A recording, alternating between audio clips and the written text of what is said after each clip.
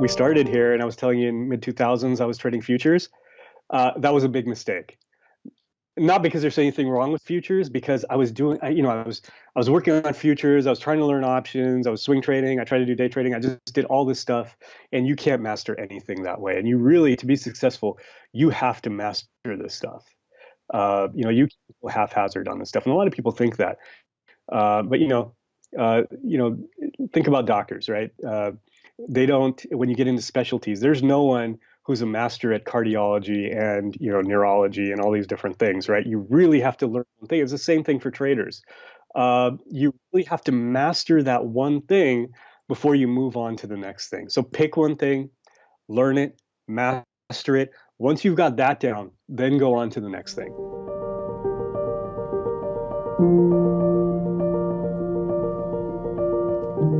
I think because I transitioned so slowly, I essentially was a full-time trader because the last 8 or 10 months, I only worked Saturday nights. That's all I did is once a week, Saturday night. So I was in front of the market, Monday through Friday, all day. So I was already living the life of a full-time trader. So there were no major breaks. There were no, holy cow, this is real, that's happening. I got to circle the wagons and figure out what to do.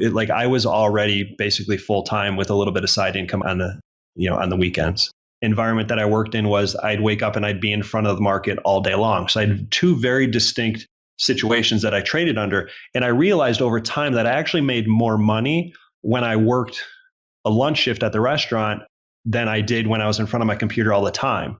And that was probably the biggest eye opener to me.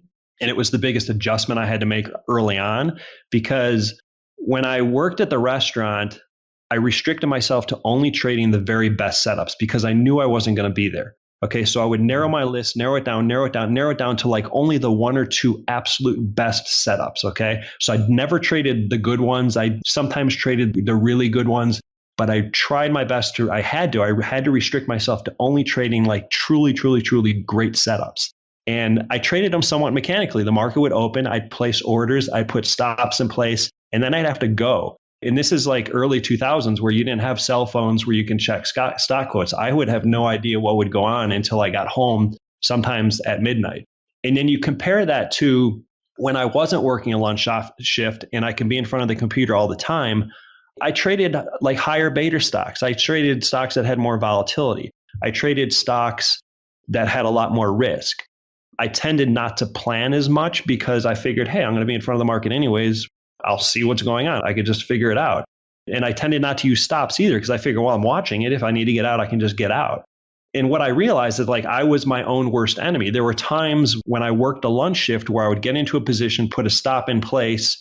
I'd come back later that night and I'd say, okay, nice. I bought it at 60. It's now at 60.75. But I'd look at the intraday chart and I'd see that during the day, it actually dipped back down and then back up. And I look at that and I'm like, wow.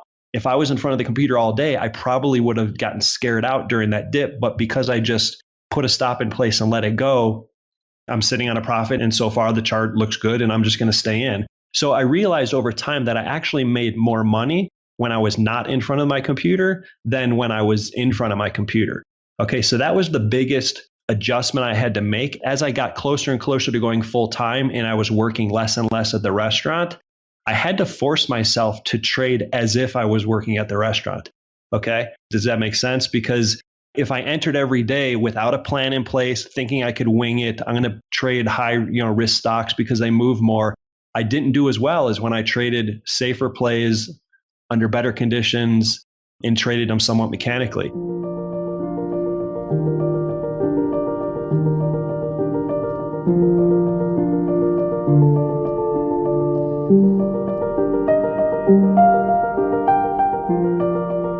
I was up a really good amount of money earlier this year, like up until about 2 months ago on the cryptos.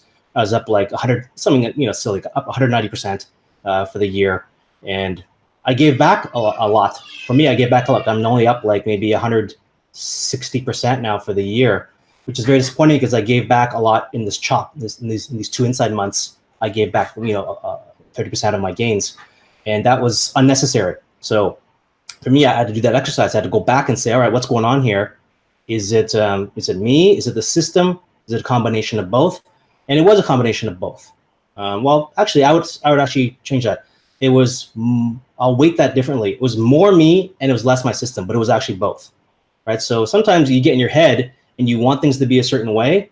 I wanted the cryptos to still trade it with big volatility, but I was ignoring that my system was telling me, based upon the analysis, that we were inside. We had these inside month conditions, and those require different sort of rules and the management of trades. And I was still, kind of gunning for home runs, right? And so, that clearly is, kind of I wasn't adjusting to the market conditions properly, and still, trying to use my system in a way that wasn't tuned for what the market was actually providing. So sometimes, you do a good job, you catch that quickly, and sometimes, you kind of have to lose money and say, oh man, what am I doing? But the goal, obviously, as a trader, is to try to catch that as soon as possible, right? To not give back too much. To the point you're like, man, you hurt your financial capital, or even worse yet, you hurt your psychological capital, and you begin to doubt yourself or your trading system, right? Because you don't want to get to that place where you're like, okay, I'm doubting myself or doubting my system, because then you can't really move forward from there. So for me, it was what I did was I backed up a bit, I reduced my size, took a step back, reduced my size, and then reevaluated things, and that allowed me to see the markets more clearly.